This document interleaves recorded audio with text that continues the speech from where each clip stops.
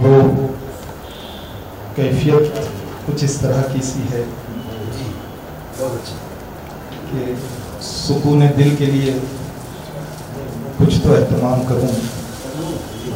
نظر ذرا جو ملے پھر انہیں سلام کروں، مجھے تو ہوش نہیں، آپ مشورہ دیجئے، کہاں سے چھیڑو فسانہ کہاں تمام۔ آج شکریہ ادا کرتا ہوں سحر غزل اکیڈمی کا، اور خاص طور سے ڈاکٹر گنیش گائیکواڑ صاحب کا، جنہیں کائنات ادب آغاز بلٹھنوی کے نام سے جانتی ہے۔ یقین جانیے کافی عرصے پہلے اس شخصیت سے میری ملاقات سلور کی سرزمین پر ایک مشاعرے میں ہوئی تھی۔ صدر محترم پہلی ملاقات تھی، اور ڈاکٹر صاحب کی باتوں میں، ان کی غزلوں میں جانے کیا جادو تھا کہ انہوں نے اتنے بڑے مجمع کو باندھ لیا تھا۔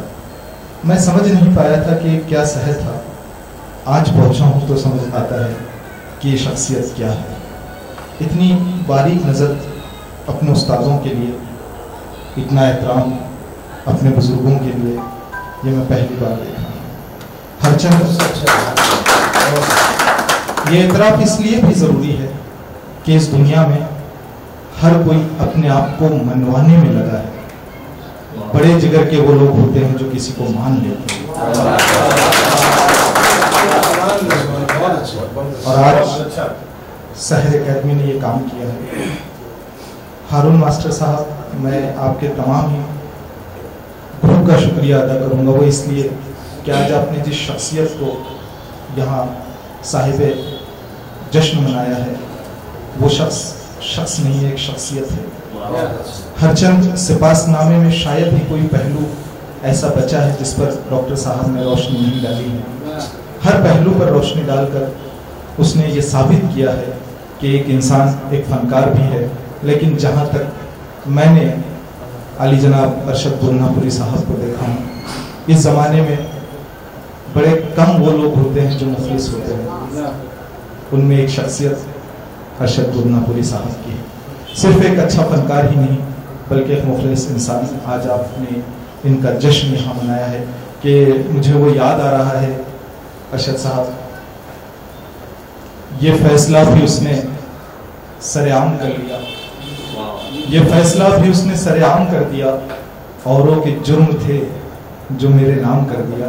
اور تیری محبتوں کا تقاضا ہے اس لیے ایک شام دوستوں نے تیرے نام کر دیا۔ آئیے، اور جہاں کہیں بھی میں ڈاکٹر صاحب کا اس لیے ہارون صاحب شکریہ ادا کیا ہوں کہ یہ نبض کو جاننے والی شخصیت ہے ڈاکٹر جی، اور انہوں نے نبض کو اس طرح سے جانچا ہے کہ آج کی دنیا میں کچھ محفلیں بہت سجتی ہے، لیکن جب بھی محبت کی محفل کی سجانے کی بات آتی ہے تو ذہن میں صرف ادب کی محفل کا تصور آتا ہے، اور آج ڈاکٹر صاحب نے محبتوں کی محفل سجائی ہے، ایک ایسی محفل جس میں خالص سننے والے اور خالص فنکاروں کو یہاں جمع کیا ہے۔ میں شکریہ ادا کرتا ہوں اور اجازت چاہوں گا یہیں سے آج کی اس محفل کی ابتدا کی اجازت ہے۔ میں چاہوں گا کہ ایک بار زوردار تالیوں میں یہاں ارشد صاحب کا ذکر کر لیا جائے کہ جس کے سنگ در پر دنیا کی تمام عظمتیں اپنا دم توڑ دیا کرتی ہے، وہ نبی برحق جو عرب کے تپتے ہوئے ریگستان سے دین متین کا پیغام لے کر اٹھا، وہ کالی کملی والا جو دین کی دعوت دے کر شام اپنے گھر لوٹا کرتا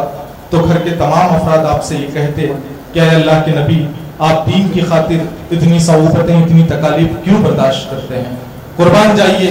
اللہ کا وہ نبی اپنے گھر کے تمام افراد سے یہ کہتا کہ ایک روز وہ آئے گا جب میرا لایا ہوا دین دنیا کے ہر کچے اور پکے مکان میں موجود ہوگا۔ اس نبی برحق کے حضور نعت پاک کا نذرانہ عقیدت پیش کرنے کے لیے میں آج اس محفل میں نعت پاک کا نذرانہ عقیدت پیش کرنے کے لیے محترم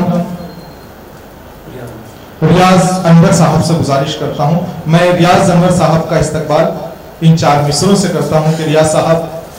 سنگ مرمر کی نہ تعریف کیا کر مجھ سے، سنگ مرمر کی न तारीफ किया कर मुझसे आंसुओं से जो मैं अहकाम मोहम्मद लिख दूं, चूमने के लिए झुक जाए उसे ताजमहल, टूटे पत्थर पे अगर नाम मोहम्मद लिख दूं, टूटे पत्थर पे अगर नाम मोहम्मद